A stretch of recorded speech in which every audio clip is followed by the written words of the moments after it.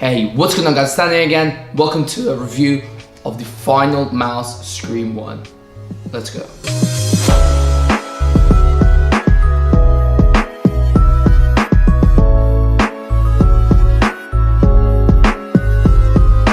So I recently picked up the final mouse Scream 1 edition thanks to a recommendation of Zach, shameless plug-in, because he told me to plug him in my channel. So here's your 1 second of fame.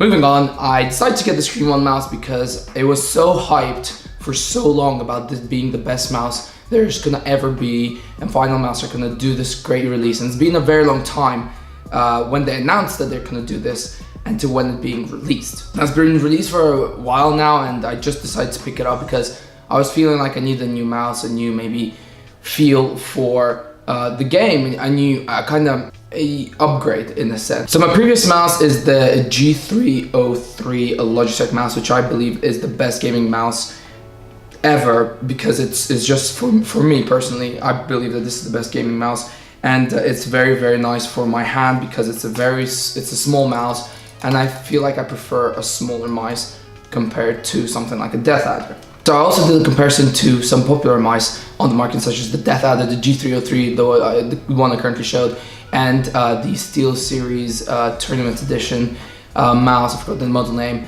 And you can see the difference. There's a difference with all of them, and it doesn't look like any other of the mice I shown. Maybe it has it's like a in between the G303 and the SteelSeries, and it's a comfortable feel. It's bigger than the G303 and smaller than the SteelSeries, and it's just like somewhere in the middle. In addition, what I like about this mouse has like very clicky, reassuring noise about it, which mentally makes me like this mouse more. In addition, it has a threaded wire, which to some people is a big difference, threaded or plastic. I personally prefer threaded only. Plastic, I feel like it sometimes is slower. I don't know why. It just feels like the friction makes me play worse, I guess. But the threaded wire is very nice, and it feels like it's high quality and can last a while. The one on the G303, after using it for a bit, it's kind of like, in a sense, gone down in quality. You can definitely see like the openings, and I mean the build isn't long lasting, basically is what I'm trying to say. I guess the most biggest feature of this mouse is the fact that it's so blue. Like I think like it's such a striking effect, and when I saw the pictures I didn't think I'd like it, and when I got it, it's like a matte plastic finish, matte rubber finish in a sense, not even plastic, and it has a nice feel to it. It's on your hand, it feels very smooth, it doesn't feel like it's rough, it doesn't feel like there's a mouse there, it feels like there's something very comfortable, in a sense, pillow. It's really nice for your hand, and I really enjoy the feel of it, given with the size, that it's not too big, not too small. It has the usual scroll wheel mice, the DPI changing mouse, and the mouse 4, mouse 5, as they call it. I am not a fan of the wheel because it's very light, but maybe I'll get used to it. I prefer more like mice wheels that I can feel, because I jump a lot in CSGO, and I like the reassuring feel of the wheel scrolling. But this is a very light wheel, but in a sense I also liked it because it means I have to use less force in actually turning it. I guess the downfall of this mouse is that it's not programmable, so you can't like disable this mouse. I mean, I'm pretty sure you probably can, but I didn't find a quick fix on the internet, so people who are impatient and just think that there's no program on the market in order to disable the DPI button. But the DPI has, I believe, 4 settings: 400, 800, 1200, and 3200. Not too sure about the last two, but the most important ones for me is 400 and 800.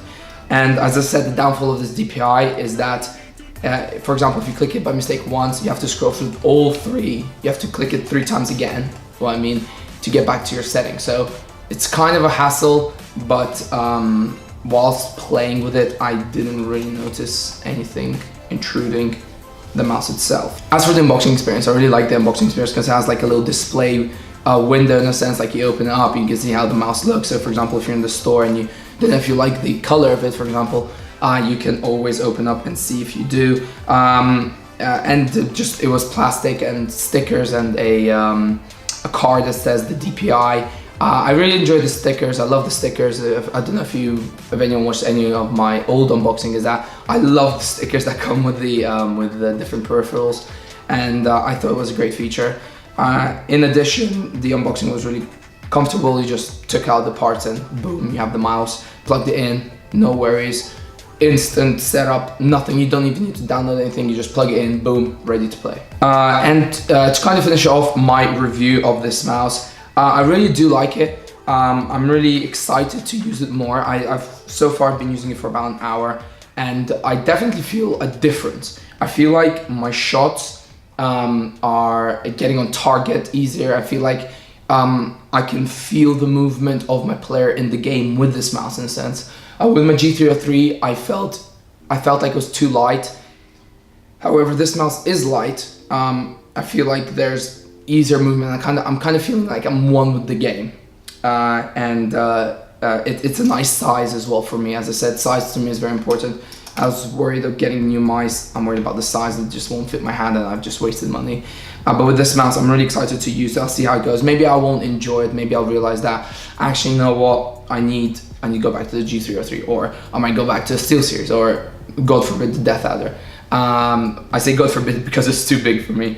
I really like the design of it, and I love the color. I think the color is absolutely great.